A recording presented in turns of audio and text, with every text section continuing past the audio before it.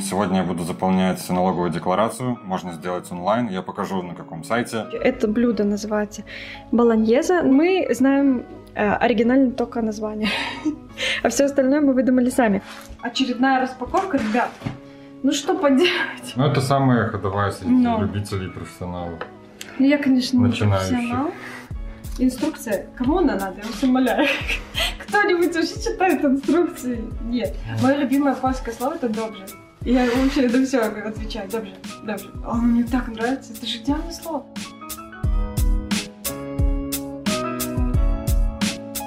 Приветствую всех на нашем канале. Сегодня я начну один и с полезной части, потому что в одном недавнем видео мы рассказывали, что мне пришел документ ПИТ от моего работодателя, поэтому сегодня я буду заполнять налоговую декларацию. Ее нужно отправить до 30 апреля, можно сделать онлайн. Я покажу, на каком сайте. Их несколько, я выбрал себе один. Так, еще я говорил, что, возможно, у меня будет две таких декларации ПИТ-11 от работодателей. Но поскольку я во вторую фирму устроился в декабре, и зарплата за декабрь была уже в январе, то есть в налоговую декларацию это не учитывается, будет учитываться только в следующем году. Поэтому мне достаточно будет заполнить только одну форму из ПИТ-11. Оля в этом году тоже не работала, в прошлом. Поэтому, я думаю, мы заполним совместную декларацию, подадим. Посмотрим, что там можно еще заполнять. Какие-то, может, вычеты. И думаю, там все, в принципе, должно быть просто. Я буду делать это первый раз. Посмотрим, как получится. Итак, я решил заполнять декларацию на сайте ptax.pl. Есть еще сайт ePIT. Я все ссылки оставлю в описании. Мне этот сайт показался более удобным, поэтому начнем. Здесь очень удобно все описано. Вот, мы можем выбрать разные варианты заполнения. Самый простой это вот этот вариант. Нажимаем «Далее». Можно выбрать заполнение только для себя, либо вместе с супругом. Здесь еще нужно выбрать один из вариантов. Первый из них говорит о том, что брак был заключен в 2021 году либо ранее и ведется совместная хозяйственная деятельность. Второй касается тех, кто развелся в 2021 году. И третий для тех, у кого супруг умер в 2021 году либо позже. Как я уже говорил, мы будем заполнять, пробовать совместно, поэтому я выбираю первый пункт. Здесь нужно заполнить имена ваши и супруга и адрес e-mail. Отметить галочку согласия и перейти далее. Так как у нас нет детей, мы выбираем соответствующий пункт.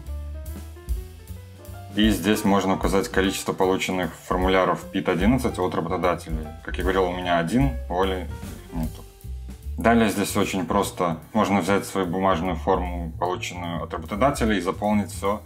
Здесь полностью совпадают все пункты, графы. Можно просто перенести все данные. Также можно вписать НИП работодателя и название компании. Но здесь указано, что это не обязательно. Здесь я просто внимательно копирую все данные из своей бумажной формы в нужные ячейки таблицы. Конкретно в моем случае, не знаю, как у остальных, данных довольно немного, заполняется все быстро и легко. Продолжаем. И здесь указывают, что других формуляров ПИТ у нас нет. Также иных доходов в 2021 году у нас не было. И здесь еще есть очень интересная возможность получить налоговый вычет за интернет. Это вроде не так давно появилось в Польше, и по той информации, что я нашел, можно компенсировать какую-то значительную часть расходов на интернет. Но сделать это можно не более 2 лет подряд, поэтому я думаю, мы воспользуемся в этом году и попробуем в следующем. Здесь мы указываем, что лично я оплачивал все услуги за интернет, и также указываю, что это мой первый раз, когда я буду учитывать этот вычет за интернет. Здесь можно указать сразу месячную оплату за интернет. Поскольку мы подключили его не с начала года, я заполняю все соответственно нашим расходам. Здесь нужно отметить важный пункт, что у вас должны быть какие-то подтверждающие чеки, фактуры с оплатой интернета, с указанием плательщика, чтобы в случае чего можно было предоставить налоговый уже Скарбовой. Помимо домашнего интернета, здесь можно учитывать также интернет, который идет в мобильном тарифе, но только если у поставщика услуг, у оператора указано конкретное разделение стоимости конкретно на интернет. То есть нельзя указать здесь всю сумму оплаты за мобильный тариф, если там есть звонки, смс и интернет. Только если у вас отдельно указана стоимость пакета интернета, тогда ее можно сюда включать. То же самое касается, если у вас домашний интернет идет вместе с телевидением, и если оплата у вас совместная, то есть нет подразделения на отдельное телевидение, отдельный интернет, вы тоже не можете указать всю сумму. И только если у вашего провайдера есть разделение отдельная сумма за телевидение, отдельная за интернет, тогда вы можете указать сумму за интернет в этом пункте. Далее у нас есть возможность выбрать еще какие-то дополнительные вычеты. Ну, здесь мы никак в этом не участвовали. Но если кому-то актуально, можно узнать подробнее. Есть много справочной информации, в том числе и на этом сайте, и отдельно можно посмотреть на сайте податки gov.pl, ну или просто в интернете. Следующий пункт, как я понял, относится к месту работы и проезду к нему. Первый вариант для тех, кто работает и живет в одном и том же месте. В моем случае я работал и жил в разных городах, поэтому могу выбрать второй пункт. Здесь также есть вариант с расчетом именных билетов на проезд до работы. Но поскольку я ничем таким не пользовался, выбираю просто второй пункт. Следующая страница нас тоже особо не касается, поэтому продолжаем. Мы уже близки к концу. Сейчас осталось заполнить подробно свои личные данные. Имя, фамилия, гражданство, номер PESEL. Для иностранцев, не имеющих номер PESEL, можно выбрать соответствующий пункт. Также заполняем полный адрес и номер телефона.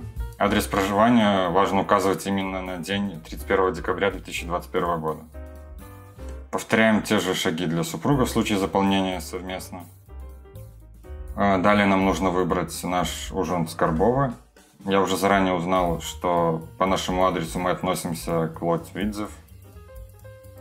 Также здесь можно указать номер банковского счета, на который перейдет возврат. Галочку в последнем поле стоит ставить, если вы хотите оставить на формуляре какую-то контактную информацию для сотрудника налоговой. На следующей странице можно пожертвовать 1% от налогов в Институт поддержки неправительственных организаций. Это что-то типа благотворительности. И этот 1%, он будет считаться не из ваших денег возврата, либо если нужно доплатить, а именно из уже налоговой части, которая идет в бюджет государства. То есть независимо от того, будет ли у вас вычет или доплата, никак не скажется на ваших деньгах. Это уже будет из части государственной оплачиваться 1%. Есть возможность отказаться от перечисления этого 1%, но практического смысла никакого в этом нет.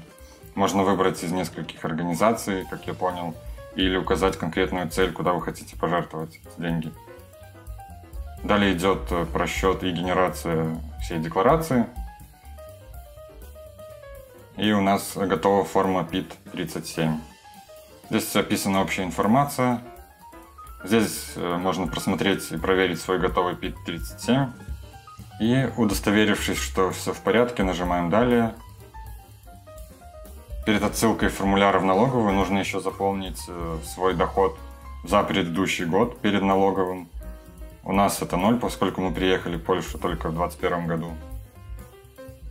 Здесь у нас еще спрашивают, уверены ли мы, что не было дохода. И начинается отсылка декларации в налоговую. Эта декларация будет храниться еще 5 лет на сайте, и можно будет просмотреть свои данные. Здесь также можно попросить выслать копию на свой электронный адрес, а также записать размер дохода, чтобы в следующем году не нужно было искать его самостоятельно. И на этом все. Процесс подачи декларации закончен. Возврат должен быть в течение 3 месяцев. У нас, Сашка, сегодня такой вкусный ужин, обед. Короче, это блюдо называется болоньезе. Но, если честно, мы его делаем по своему какому-то интуиции, по своей интуиции. Просто покупаем разные овощи, фарш, все обжариваем, тушим и все. Хотела рассказать, как мы его делаем. По-быстренькому расскажу, потому что рецепт, как я уже сказала, взят из головы. Большинство этого рецепта. Мы знаем оригинально только название, а все остальное мы выдумали сами. Значит, здесь сельдерей, морковка, цукини.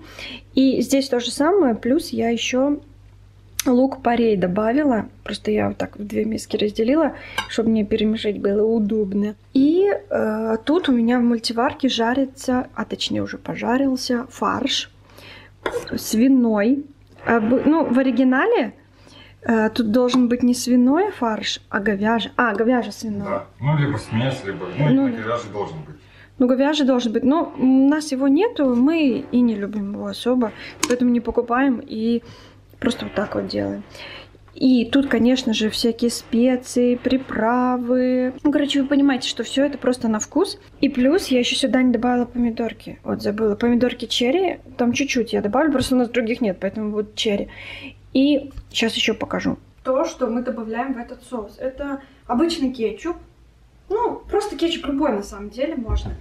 И наша любимая, мы уже, не знаю, ящик уже в Лидле этого купили, да? Наш любимый кисло-сладкий, кисло-сладкий соус. Мы его едим совсем, и он идеально подходит и к мясу, и к рыбе, и к макаронам.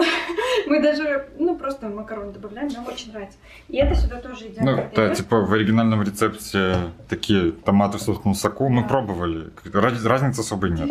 И вкуснее с кетчупом. Там что-то такое добавлено.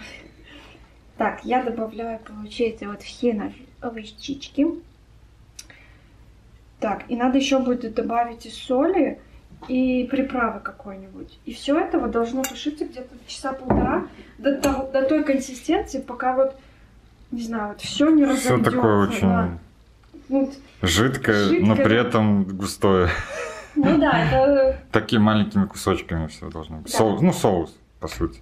Ну, это, знаете, как подливка, типа, к макаронам, к гречке, к любой какой-нибудь крупе, да? Да. Очень вкусно. На глаз я добавляю, но, возможно, потом еще придется добавить. Я прям хорошечно, потому что тут очень много всего. Сашка, ты же понимаешь. Да? Оп. И вот этого вообще много. Еще помидорки. Вот этого вообще много добавить надо. И последний этап — помидорки. Да. Как я уже говорила, у нас таких больших нету, а вот такие малютки есть. Я их просто напополам. И все. Мы добавили кетчуп. И воды осталось залить. И тушим 1,5 часа. И вот это блюдо мы едим неделю. Тут много получается. Неделю много получается. Мы просто разные гарниры готовим. И вшистка в пожонку, как говорится. Да? Угу. Экстренно включаемся во влог. У нас, во-первых, очередная распаковка, ребят. Что поделать? Что у нас куча посылок. И еще хотела сказать, помните, я мерила фартук? Такой костюм стоматологичный свой ассистента. И я уже 2-й день в нем, и мне все говорят: Оля, какая ты красивая, как тебе идет? Не в смысле не я какая красивая, а как мне идет этот фартук к цвету моих глаз и моим волосам. На самом деле мне тоже очень нравится фартук. Так приятно, все заметили, все говорят: так красиво, так классно. Короче, Блек, как всегда, добрый, открытый. Вообще классно. Что у меня на работе? На работе у меня все в порядке. Сегодня я была на 1-ю смену. Уже намного лучше. Можно за меня не переживать. Я в хороших, надежных руках там. Уже намного лучше. Если вы придете и увидите меня, то знайте, вы в надежных руках. Да, Сашка? Конечно. Так что приходите. А сейчас распаковка. Распаковочка. Я даже знаю, что там есть. Но вам не расскажу, вы должны сами увидеть. Это продолжение к моему маникюру. Это уже давнее. Да, я уже снимала вид. Мы как-то рассказываем, может уже ребята забыли, но мне нравится самой делать аппаратный вот такой маникюр. И ко всему этому я подумала, ну, что не пойти дальше и не начать попробовать себе гель-ногти. Гель-лак. И поэтому я сказала себе, блин, прикольно. И это все только для того, чтобы попробовать. Попробовать, а вдруг понравится. По крайней мере, в Китае это стоит недорого. Ну, да. Только что ожидание. Ну, мысль же, что все будет bardzo добре. Ну она побольше сама лампа, чем я думал. Ну, конечно. И главное, как все профессионально, ребят. Гляньте, подшерно, смотрите. Вот это снимается, ну это хорошо. Наверное. Прикольно. Там лампочек вагон, да. Да. Ну, как и должно быть, Диоды. чтобы просушить, да. Разные виды да. там. Мы мощности. смотрели, это очень хорошие отзывы. Ну, короче, если брать, то нормальную, да? Ну, это самая ходовая среди любителей и профессионалов. Ну, я, конечно, не начинающих. профессионал. Но мне интересно попробовать. Теперь мне нужно купить, короче, все остальные, там, гель-лак, всякие пилки, ножнички, ребятки. Открываем свой салон на дому. На самом деле мы ничего не открываем, это я только для себя. Я шутки шучу такие неудачные. Ну, это все оборудование стоит как пару маникюров, наверное. Ну да. Ну и что, зато я сама себе буду делать. Ну, так я же говорю, что это да. выгодно. Ну, раньше я делала в Беларуси, потом перестала делать, потому что мне лень стало ездить, это 3 часа, а то и 4. Это, блин, сидеть так долго. И я попробую сама себе сделать. Мне еще нужно будет гель-лак. Ой, короче, ребята, как что-то куплю, расскажу. Распаковка же не закончилась. Тут еще у нас инструкция. Кому она надо? Я вас умоляю. Кто-нибудь вообще читает инструкции? Нет. И вот такая от розетки работает. Ну, очевидно. Так? Ребят, я уже знаю польский на высоком уровне. На позёме. Очевидно? На высоком позёме. Да. Александру. И буду специально вам бесить вас и в кадре говорить польские слова. Угу. Добре? Мое любимое польское слово это добре. Я вообще на все отвечаю. Добре. Добре. Мне так нравится. Это же идеальное слово. Вот типа ты совсем согласен? Добре. Добре. Есть еще доброе, но мне добре нравится. Вот. Следующий урок польского будет в другом видео.